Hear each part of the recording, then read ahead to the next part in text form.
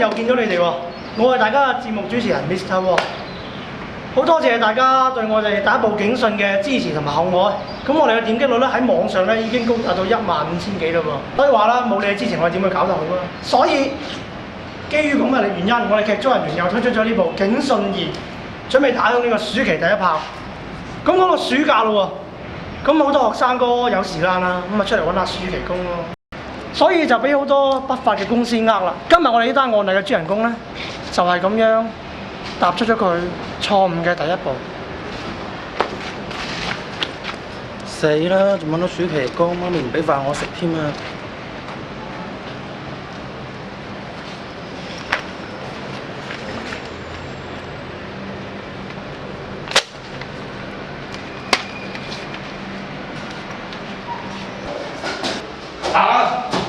跪低，大佬，我終於滴到條撲街上嚟啦！而家交俾你處置啊！明哥，唔使咁好口啦，上得嚟都識點做啦。明哥，我可唔可以俾多幾日時間？你知我間鋪唔係咁掂啦呢排。冇計傾。哇！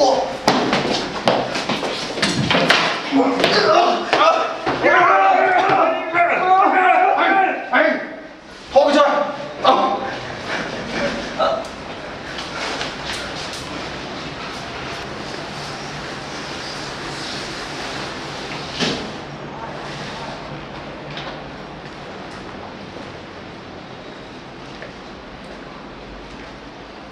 大，你好。呢度係咪請兼職啊？啊，係啊，你都識揾到呢度，係啊你叻仔喎。哥有啲咩做㗎？哦，好簡單嘅啫，就好似有啲叔叔阿姨啊，唔記得還錢俾哥哥啊，我哋問佢攞錢就得㗎啦。咁簡單？係啊，我仲會幫你買保險，有咩保險咧？有社保啦，有公積金啦，哇，半年包你發達啦！咁好啊！跟下我睇下。請我啊！啊，冇問題，跟我睇下個工作環境啦。好啊！嗱，哥哥咧就差我錢，俾張紙佢啦。哦，咁簡單咋？好簡單咋。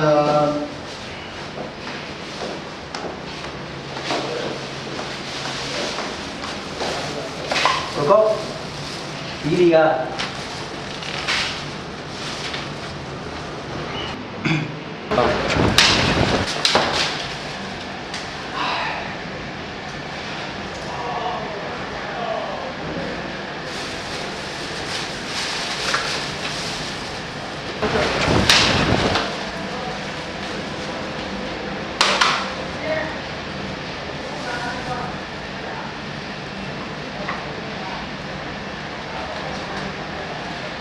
就係咁樣，呢一名學生就俾呢啲冇註冊嘅不法公司利用咗啦。所以大家記住啊，如果暑期要揾兼職嘅話，一定要通過正當嘅途徑，唔好信埋晒啲亂咁嚟嘅街招啊！咁開個廣告，廣告翻嚟之後有更精彩嘅個案俾大家睇。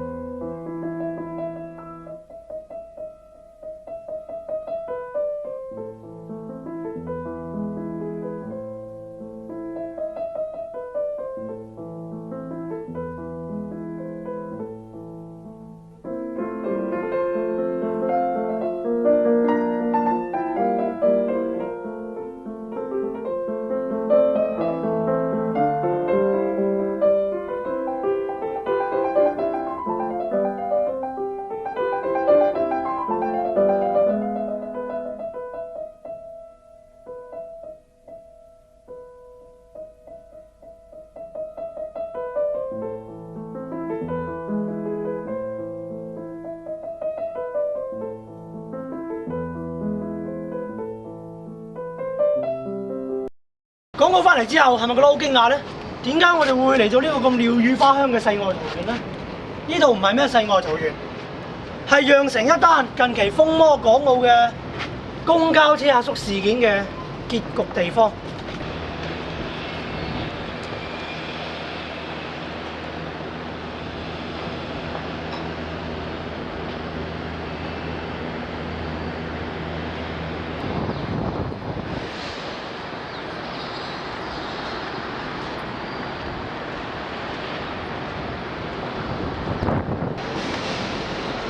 仔，落翻嚟仔，我阿媽好擔心你㗎。你做咩事啫？有咩事要死先解決到啊？你慢慢講啦，係咪唔夠家用啊？落翻嚟先講啦，仔，阿媽求你啦，落翻嚟啦！你唔明啊嘛？你唔會明啊！我就想同你解決，解決咗就係未解決，解決咗未解決，未解決。你好打嘅，你嗰你老母，你冇打啫。我有壓力，你有壓力，你做咩挑釁我啊？點解個老母唔好攞人屌啊？老母唔屌，屌邊個啊？我屌你老母，我條嘢係咪喺你老母嗰度啊？你唔明㗎啦嘛？對唔住啊！你想做乜嘢啊？落翻嚟啊！老友，又係你啊？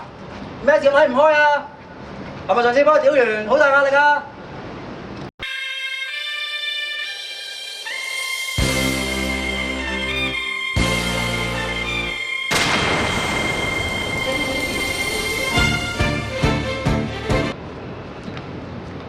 老友，我哋都係解決晒咯未解決，喎，渣打都未解決。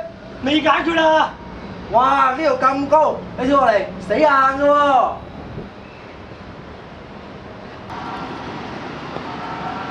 係你冇咁多嘢男跳落嚟啊！做鬼都唔會放過你啊！啊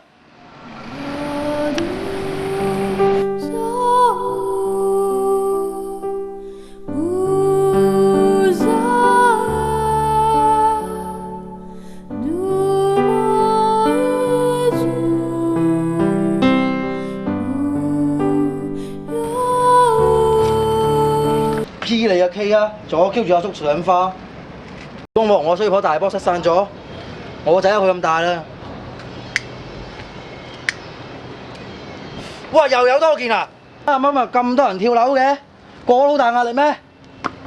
邊 Q 過嚟㗎？大波！大波唔好嚇我，大波！大波醒啊！大波！大波！大波你點啊？咩事？誒，你係大好耐波冇見啦！我哋個仔咧，大波。係喎，仔咧，大波，仔我哋仔咧，大波。嚇到我哋仔啊！點解會係佢㗎？仔仔啊！你做咩咁睇唔開啊？仔仔，點解會咁㗎？仔有邊個估到四眼佬同埋呢個公交車阿蘇，佢哋嘅結局竟然係咁曲折離奇，